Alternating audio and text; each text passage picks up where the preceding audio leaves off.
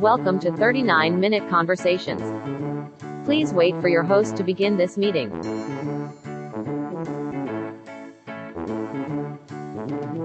Your meeting is now being recorded. Hey, you there? Yeah, Brian, hello. Hello, Dennis. How are you? Good, how are you? I am good, thank you. I sound good, look good, audio, everything's working. Are you asking me or telling me? No, I'm telling you, everything looks good. Okay, great. Great. I have a lot I want to talk to you about. I'm very excited that you are joining me as my first guest. But I'm excited too. Great. Before we get started, though, most podcasts do start with an ad read, so I'd like to do that. Okay, great. So if you could just, I know that like this is the first one. I don't have any actual sponsors yet, but I do want them, and I want them to know that, I'm down to play ball. So I decided just to write up some ad reads myself for some stuff that I use. You're hoping that random companies or businesses are listening to this podcast, hear you do this ad read and go, ooh, maybe, yeah.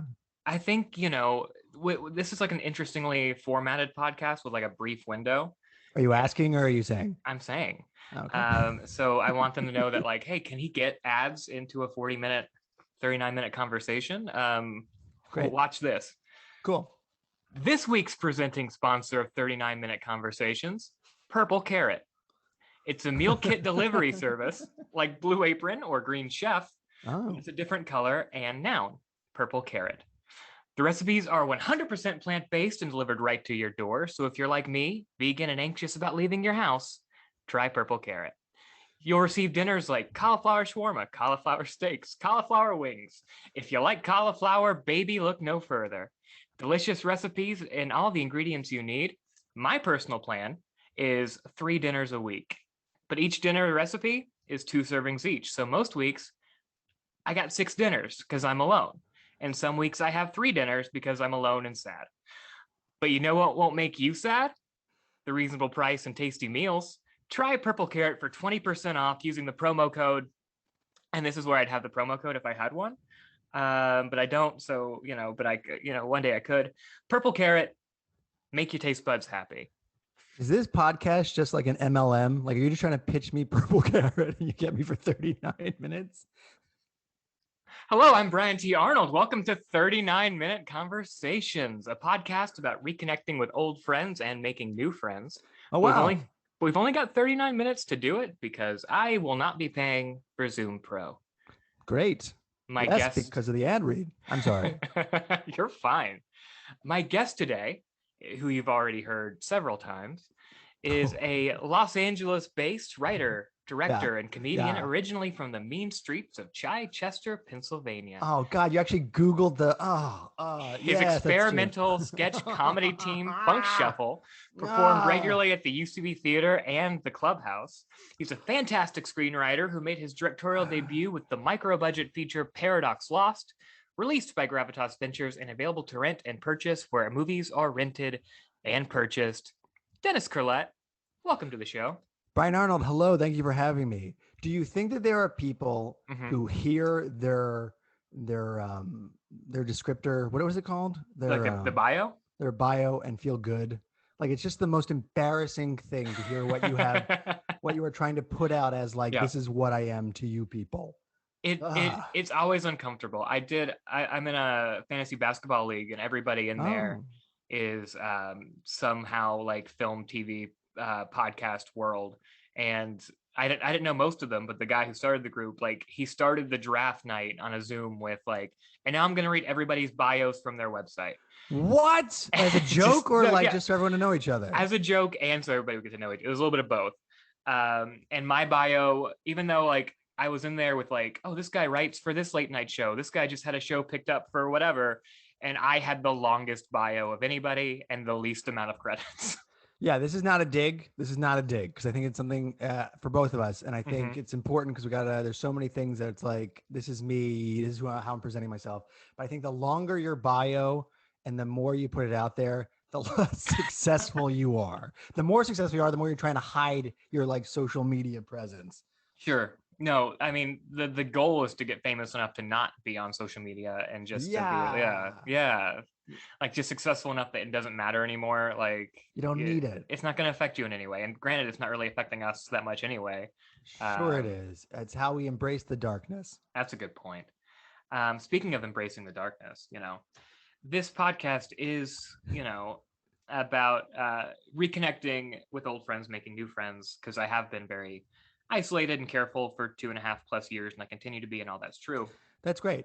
But it would be disingenuous to say that you and I haven't already.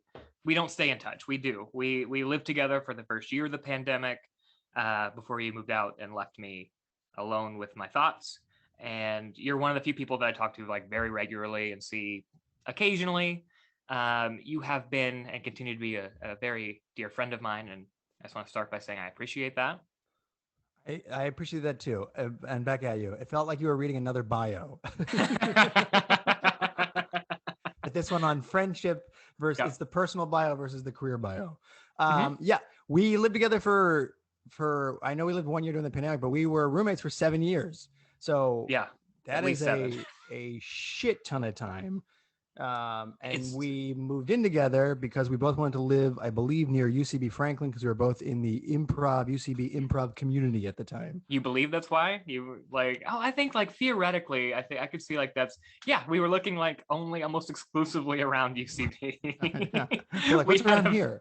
We had a very specific plan. All we wanted was to live close to the comedy theater that we desperately were trying to get into. I will say I have seen what you have done to the apartment. I don't know if any of this is interesting, but I've seen what you've done to the apartment since I have moved out. And I think you've made it, for living there alone and being very safe, I think you've made it much more of a livable, nice environment. So that's good. Oh, thanks, man. Yeah, it was definitely like, it was boy apartment. Like when it was just us, it was basically, movie posters on the walls. Movie posters on the walls. What do you have on the walls now? Movie posters in frames. They're framed now. And they look really nice. Like and then in the kitchen I put up some pictures of fruit. Yeah. Because it just felt like that's what goes in like the kitchen dining room area. And you've got like a room where you just like exercise, which is seems like healthy. I have a room that is just an exercise room / office. And then you have a room that's just a cot and a video recorder. For a podcast or something, right? I asked you not to bring that up on mic. Brian's a murderer. My Airbnb is not going well at this point. You do have to post pictures, and don't get a lot of bites when the pictures are that creepy. How are you doing? What are you drinking in that cup? Brian has a mug in his hand. This is green tea with lemon juice and stevia. That's very healthy, I think. What's stevia again? Is stevia natural or is stevia chemical? They say stevia is natural. It comes from a plant, but I'm sure they say. I'm sure that I mean, it does come from a plant, but I'm sure it's processed like on the way to, before it gets to your body, it goes through some kind of process that probably takes away everything natural about it. So do we think, is the idea better than sugar or not better than sugar? I mean, it's 0 calories, so in some ways better. Okay.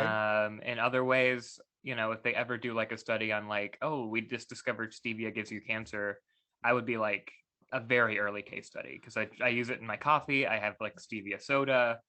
I use too much stevia. Knock on wood, and no to people who are going through this. But doesn't everything at this point they think cause cancer? Pretty much. So like, yeah, I've been reading that the mRNA vaccines, they're saying like within 2-3 years maybe that we'll have like a cancer vaccine. So I'm like, great, bad habits continue. Yeah, I'm gonna trust it was one of my old improv buddies, I want to give him credit, Kyle Denny, would always say like that like whenever he did something like dangerous or potentially with lasting consequences, he'd be like, I trust science, like that'll save me one day. That's very funny. That reminds me of like the Simpsons, Bart Simpson, where they're like, you can't be a bad kid your whole life, don't you go to heaven? He goes, I'm banking on a deathbed confession. Confession. Yeah. Like, oh, that's a pretty good system. But you got to know the deathbed's coming. That's the only thing. Like, it's hard to do like the surprise like, oh, now like I don't get a deathbed. I just have this moment to like, you gotta get it in a few times at least. Sure. A few deathbed like conversions. Yeah. I do have a question. Great. As you are, one of my dearest friends here and somebody that we have lived together for so long and been so close. During this time where I am, living the way I'm living, do you feel extra burdened by being my friend? Like, do you feel like you have to like, I need to keep up with Brian to make sure he's doing all right? No, the burden has been constant throughout.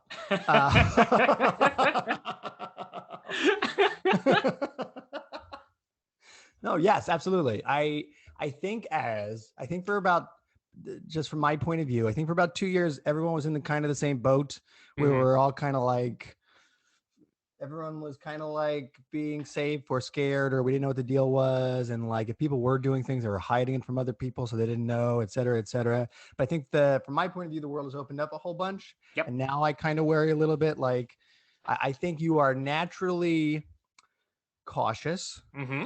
And so pandemic has heightened that slightly, or made it seem more heightened. So I would love to see you out a little bit more, even if it's only in safer situations. So yes, I do feel not the burden, but like, I definitely think anytime you're doing something that's outside of your apartment, I'm like, oh, great.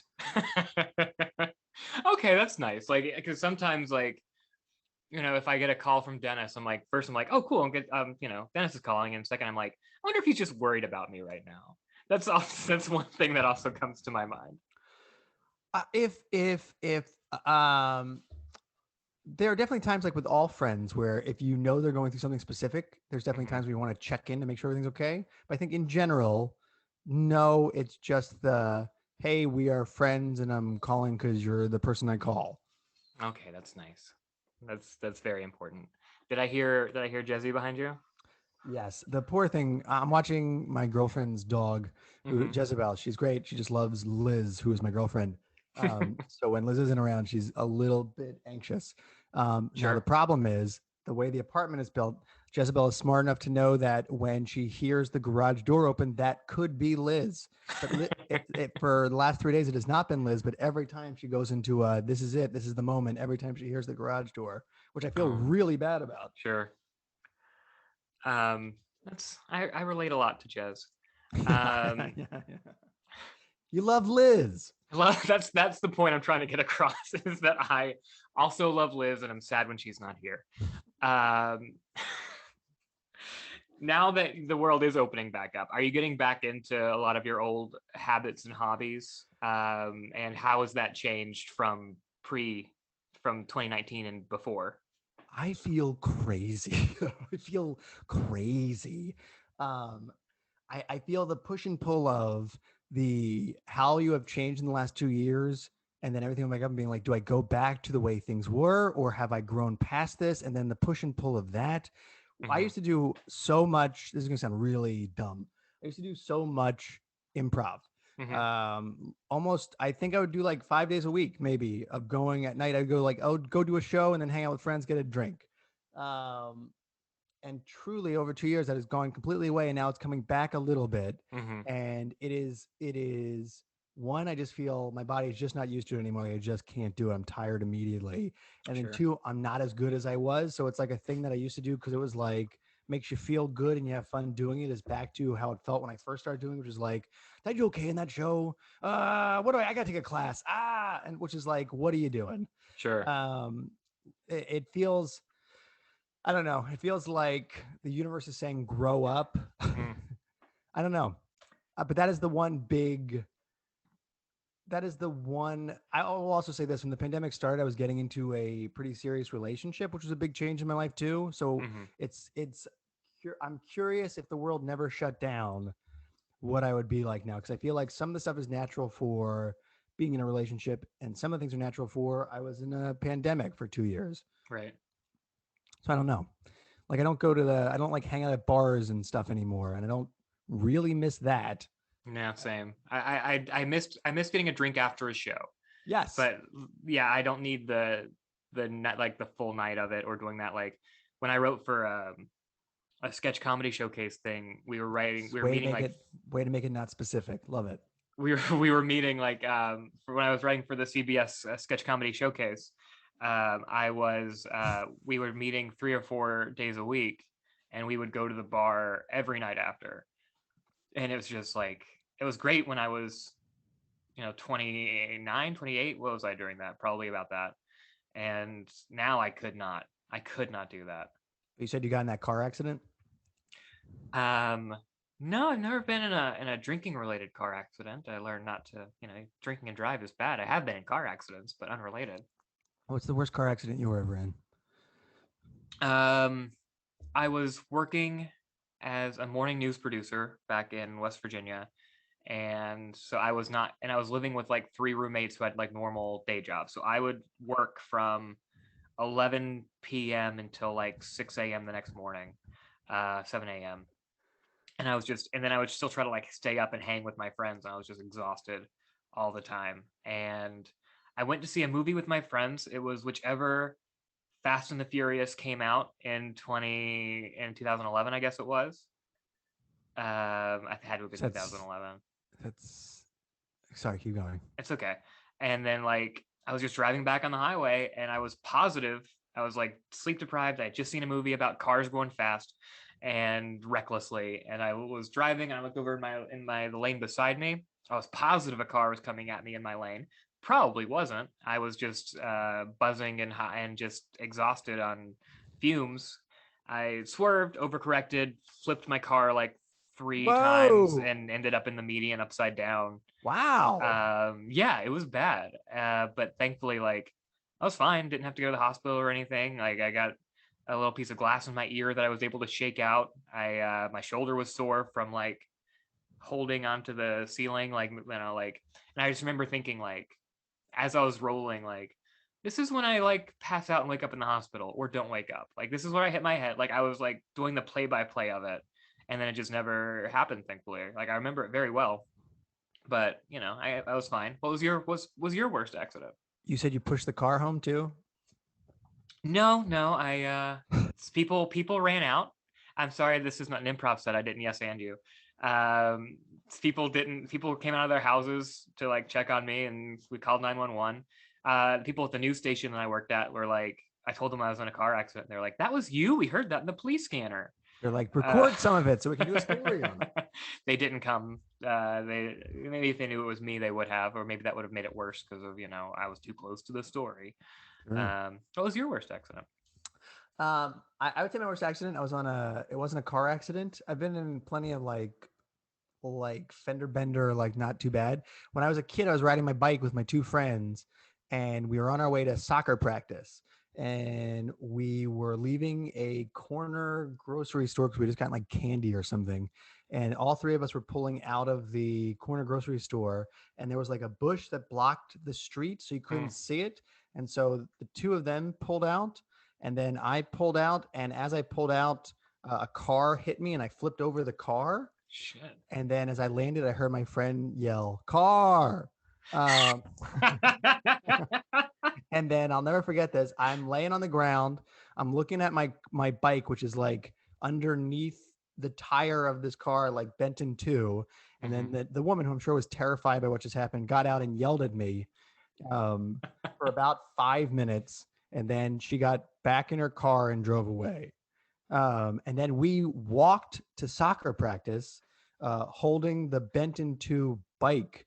And then we did soccer practice. And then a friend's parents came and picked me up and took the bike with me, because I grew up one of 9 kids, so it wasn't. I knew my parents weren't going to pick me up, and like, yeah, I explained to them later that night when I saw them, hey, yeah, I was hit by a car. The bike's gone. Jesus. Speaking of, so that actually got into an area that I wanted to talk more about. People who know you from improv, know you from screenwriting, know you from all those from your movie. Yeah, improv screenwriting. But people who don't know you well might not know that you're one of 9 children. That sounds crazy. That sounds like a really interesting way to grow up. Yeah, we're a family out of time. I feel like I meet a lot of older people, like next generation after me, people who are like, "Oh yeah, I had 8 or 9 brothers or sisters." But yeah, growing up the way I did, it was very yeah, it was weird.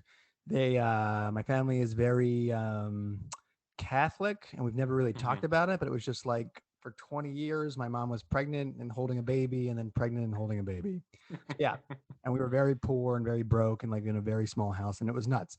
And at the time it was like, why is this happening to us? But now as I am older, it's very nice and I'm very appreciative that it happened the way it did. That's really nice. It's nice that you have that perspective on it. And It's yeah, it is nice to have 9 people plus to be able to call at any time who have to unconditionally love you. that's really sweet. Yeah, it is like I was also raised Catholic, but I think yeah, like a generation like my mom was had 5 brothers and sisters. See? So like yeah, you for the most part it's like the generation older than us that seems to have that, but your generation kept it up. Are any of That your siblings carrying on that tradition? uh the most a couple of them have 3 kids, but Okay. that's the most. Okay. A My couple sister of 3, a has couple of 2. Sorry. no, that's fine. I'm sorry. I didn't mean to interrupt you. I didn't Yeah, mean to my interrupt you. my sister has 4, so I feel like she's trying to like to restart it. What do you think that is? I mean, not to is she going to listen to this? I doubt it, but she might. But I mean, I would I think Then never mind. We don't got to we don't she always got to. wanted a bunch of kids. She fell in love and was like, yeah, I want a bunch of kids. And now go ahead. You grew up, there's only the 2 of you, right? You and your Yeah, sister? yeah. Okay, so do you want a bunch of kids? Do you want, what do you want? What are you thinking? I don't. I'm not sure if I do want kids. For the most part, I think people. I don't want to like lump us in the same crowd, but I feel like like we moved to LA because we were like, this is the thing that I'm focused on. I want to be a writer. I want to be a filmmaker. I want to be an actor. This is my thing. And once maybe that feels fulfilled, I could see it potentially. But it was never like the thing that drives me. Yeah, I agree with that. I think almost even a little, I agree with everything you just said. I think even a little bit more than that, growing up with so many brothers and sisters, the first 18 years of my life was just babysitting. Hmm. So I feel like there's a lot of people, which is totally fine and great, who come from the perspective of, oh, I'd love to have a baby or raise a kid. Like, wouldn't that be fun? And in my brain, I'm like, it's so much work. So Yeah, I'm you in already did no it. rush to get back to that. Yeah. Yeah, and I didn't really do that. Like I will say like I was in a relationship where like I had never wanted kids, never anything. And I was like, and while I was in that relationship, my writing started to like go like, oh, I like this is actually like maybe this is gonna be my career. And at that point I was like, I could see getting married and having kids. Like it was just such a like a one-to-one like fast reaction of like one level of my hierarchy needs is filling up. So what's the next one? Like it's If you never feel stable, like if you have some success and then some failure and then some success, some failure, if you never, we are in a business where nothing is guaranteed yep. ever the end. Yep. So if you never feel stable, are you all right with staying focused on the thing you came out here for? Or do you think there'll come a time where you're like, yo, I got to do something over here? I think there's a chance of if things are going badly enough or like the industry drives me out in some other way of just like, oh, I'm not fitting in, this isn't they're not making the kind of things I want to make, et cetera, et cetera. Sure. I could see like, oh, I can figure out something, another job to use my skill set. I could write and direct commercials in a small town and find, like you can find something that makes you happy enough. And then like, but you might, yeah, but at that point, I'd probably be like, I need more than just this job to be the thing that fulfills me. I think a family would be something that I would want at that point. So the rage from not getting what you wanted in the first thing, you then take that out on this Right. new collection of people. Right. I want the kids to know that like they're the reason I gave up. They're the result of me giving up more than that. Like not the reason I gave up, but like, hey, you're only here because I failed. You are my failures. um, that feels like a good time to do our second ad read. Oh, great. Yeah. So this week we're also sponsored by Peacock because I've been watching a lot of Cheers lately, and Cheers is on Peacock. They've got other shows, originals, classics, modern hits, even movies, but for my money, when you're wasting your entire life indoors At least your television set can take you somewhere where everybody knows your name. Classic characters like Norm and Coach will remind you of the days you used to go to bars and have friends. Sam and Diane will remind you of when you had love in your life. Will they? Won't they? I don't know. I'm just in season 2, but I can't wait to find out. Cheers on Peacock. Cheers to you. Dennis, Yeah. how did you go from Chichester, Pennsylvania, one of 9 kids, to writer, director, actor, comedian? What sparked that, and what was that journey like? I was hoping you were going to say from Chichester to LA, and I was just going to say a car. I know better than to leave things open-ended for you. Can you ask the question again? Yeah, so like you're from like we're both from small towns. We're both from like as far removed from the industry as you can kind of be. The corn. What sparked you to like this is what I want to do with my life, and then how did that how did that start coming about for you? Weird. Everybody's different. I feel like I have always wanted to make movies, and I don't know. I'm trying to think back on. I remember when I was a kid. And this is one of those things where it's been asked so many times, and I'm wondering if this is a real story or if this is just something I have created. When I was a kid, when I was like first grade, the paper came around and asked all the kids, "What do you want to be when you grow up, and why?" And I pitched. I said I wanted to be a firefighter, and that was a good one because most kids put like astronaut or like firefighter was good for the paper because it was different from wizard or sports person or something. It was something tangible. So they're like, "Ooh, good, a real one." Sure. But then when they asked, "Why do you want to be a firefighter?" I told them, this is probably incorrect. It was from I saw a movie. I saw Superman, where Superman picked up the ice, he froze a lake and flew it over a thing and melted all the lake over a thing. Basically, a lot of my explanations came from movies I had seen. And my teacher asked me, "Do you like movies or something?" And here's the truth. My father was always a person who was coming up with, just thinking back on it myself, my father was the type of person who, if you had 5 minutes, he'd tell you a story he just came up with. If he took you out to like McDonald's, it's because he had a story and he needed an audience to tell his story to. So I think that's in our system a little bit. I have some brothers and sisters who also do that a lot. I was always like a performative kid. Like if you watch videos of me growing up, I'm always jumping in front of the camera being like, "This is Channel 6 News." And then I remember the first time feeling good about something or talented about something was I had transferred from Catholic school to public school, and they were having a play. And for the first time, I auditioned for the play. Actually, before that, I had an English teacher who we were reading a book out loud or a play out loud or something, and he asked me to read one of the parts. And this wasn't even like a thing in my like brain on how things work. And I remember I read one of the parts, and afterwards he was like, "Good job," and I was like, "Well, that's pretty good." And then I tried out for the play because he was like, "You should try out for the play." Told all of us to try out for the play. And then the rush of doing the play and then coming out to an audience that tells you "good job" and feeling for the first time, "Oh, I'm good at something," I think sparked it. And then hearing about how Sylvester Stallone sold Rocky and how I got to star in Rocky was like a story I heard at a very young age and like stuck in my system and became like my thing of like, that's what I'm going to do. I'm going to get my way in by writing a script and not selling it and being the star of it. And that stuck for so long, but I always wanted to make movies. I always loved movies. I was always writing, loved performing.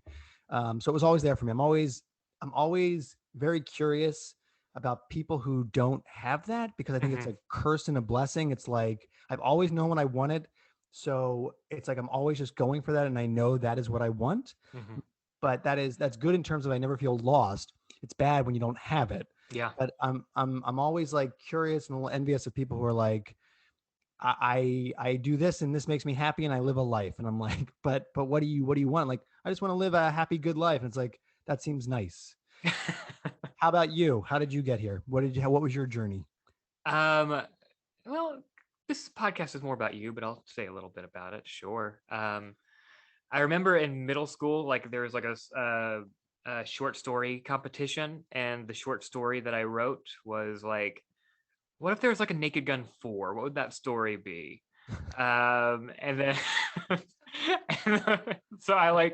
I didn't think of it in terms of like, I was just like, that would be fun. Like, that's what. And then the teacher like pulled me aside and she was like, where did you get this from? I was like, I just wrote it. She was like, this sounds like something Leslie Nielsen would say. And I'm like, really? No, Wow. and then she expelled you. And then she expelled me and I didn't finish middle school. Sure. And then in high school, like the first thing I ever tried to write was a sequel to, oh, we just have 10 minutes remaining. That's what 10 minutes remaining in the podcast, guys. In high school, I wrote like a sequel to X-Men. That was the first time I tried to write a script. And that's how you broke in with that sequel? And then I wrote X-Men 2. I was these guys 15 years old. And then I remember like the movie that like really sparked me was like that changed my life. It's a little, I don't know, I don't want to say embarrassing now because it was a movie of the moment that isn't looked on as fondly as it was back then. Oh, I know what you're gonna say. What was it? It was Garden State. Sure. Which was like at the time billed as like the movie of the generation, and like as the years have gone on, I think people have kind of like, look at the tropes of it and how it kind of infected other movies.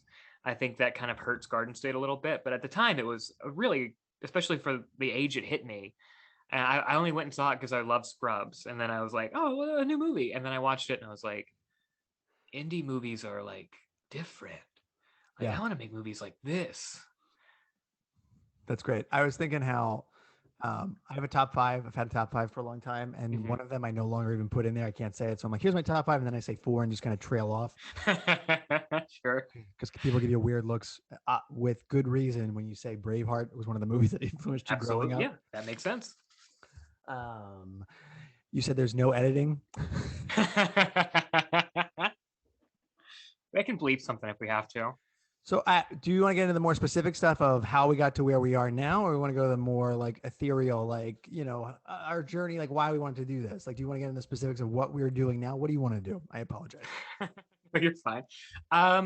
Take me where you want to go. Like, what do you want to say about writing or comedy, or like, where's your head at right now? Because I feel like you're leading me in a direction that you want to talk about.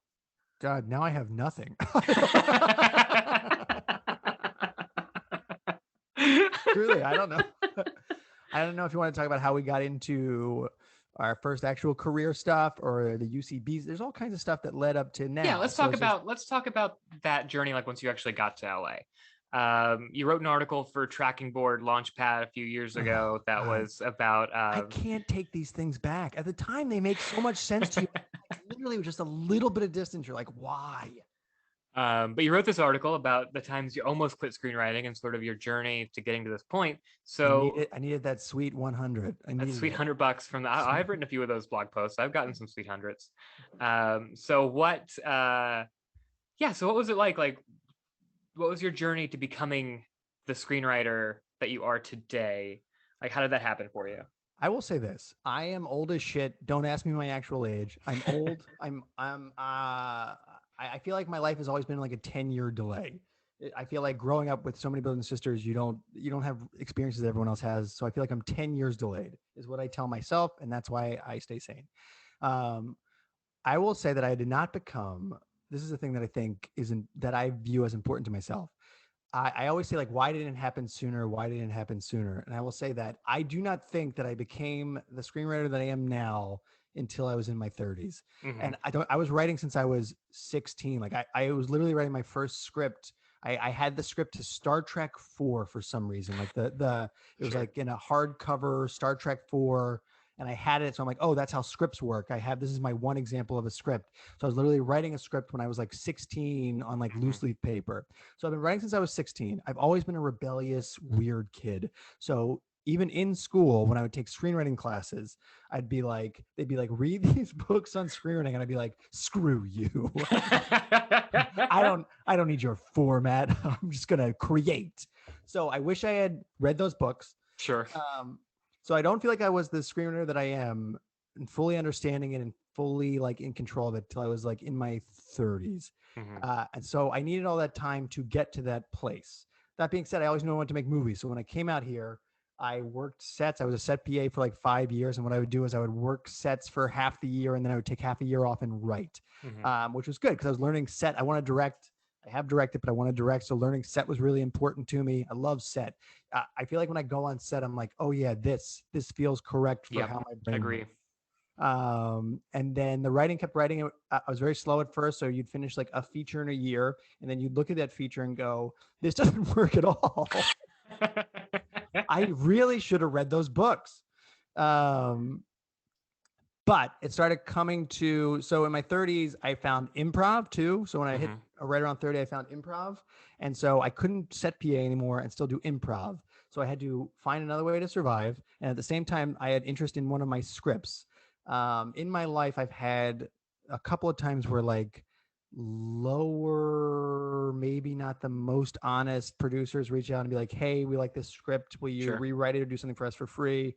I've done that a bunch. And while that's bad, I feel like I've learned a whole bunch from that process and it got me to where I am now. We're running out of time. Do you have things you want to talk about? Do you have, what do you got? What do you Well, like it's a ticking clock. I love watching the tick. Like I didn't know what the effect the ticking clock would have on a guest. I think it's fun to watch you speed up your story. I really enjoyed that. Because we have 4 minutes left, and this podcast does end when the Zoom cuts us off. At this point, I would want to say, if you have anything you want to plug anywhere, let people know where to follow you. Let's go ahead and do that before you can get before we get cut off. Yeah, Brian and I both live on Canyon still in Hollywood. I used to live with Brian and I live down the street now. I'm see either of us come to the corner of and you'll probably see one or the other of us. Oh my God, you're gonna get us murdered. I'm plugging. What is the gas station on the corner? I might bleep this. You said there was no bleeping. I can bleep. I'm not going to cut anything for time, but I can bleep. I will say I made a micro budget feature that I'm super proud of. It was made for so little money. And when you watch it, you'll go, that's correct. This was made for little money. But for the amount, I'd always wanted to make a movie. And it was the first time that I did that. And for the amount that it was made for, I am incredibly proud of what it is for how it had to be made. But if you are just a person at home watching a movie, I think you'll still like it.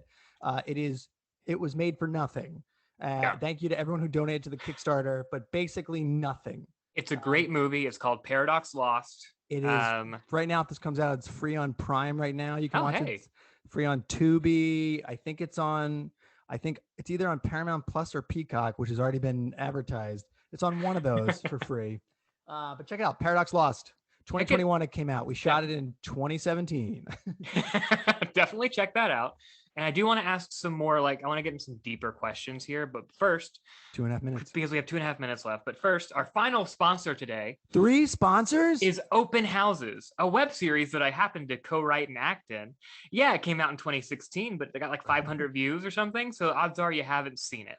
It's a web series about Elise and Brian, 2 friends who create fake personas to crash swanky open houses they'd never be able to afford. Directed by Nathan K. Wood, starring Brian T. Arnold and Elise Michelle, featuring hilarious improvisers such as Dennis Curlett, as well as Jade Law, Majid Nami, Jennifer Shaw, Donna Thomas, Christina Karchner, Ross Brand, and from the Babysitters Club, Jessica Elena Eason, plus many, many more. It's a show that critics haven't really said much about because no one has seen it, but you can change that. All 6 episodes are streaming at openhousestheseries.com. That's openhousestheseries.com. Open houses, come on in. Dennis. It was shot in our apartment too, so you won't know exactly which one is the apartment, but it's in there. It's a good show. Dennis, how often do you think about death? About death? Yeah. We have 1.5 minutes left. I want to get serious and get to know you, and we don't have long to do it. I don't think about it. I think about it sometimes, but I'm not how often do you think about death? Oh, all the time.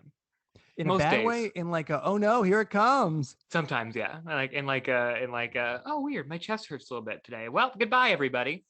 I think I will miss being a human being, and I think this experience is incredibly special. But I feel like what I've come to terms with is energy can't be created or destroyed, and there's so much more going on in the universe than we could possibly understand. So let's see what happens. If a crystal ball could tell you the truth about yourself, your life, the future, or anything else, what would you want to know? Ask it one more time. If a crystal ball could tell you your future or something about your life, what would you want to know? Do I make another movie? What is the meaning of life? I think it is just to experience things, which is going to sound bad based on what this podcast is, to experience things and meet new people. And you have a certain amount of time and to do as much as you can, see as much as you can, experience as much as you can with that time. Wow, that hit pretty close to home. Your meeting has ended. Goodbye. Thank you for listening to 39-Minute Conversations, hosted and produced by Brian T. Arnold. Music by Kevin MacLeod, licensed under Creative Commons by Attribution 4.0 license. If you like what you heard, please subscribe and tune in for new episodes, and don't forget to rate and review.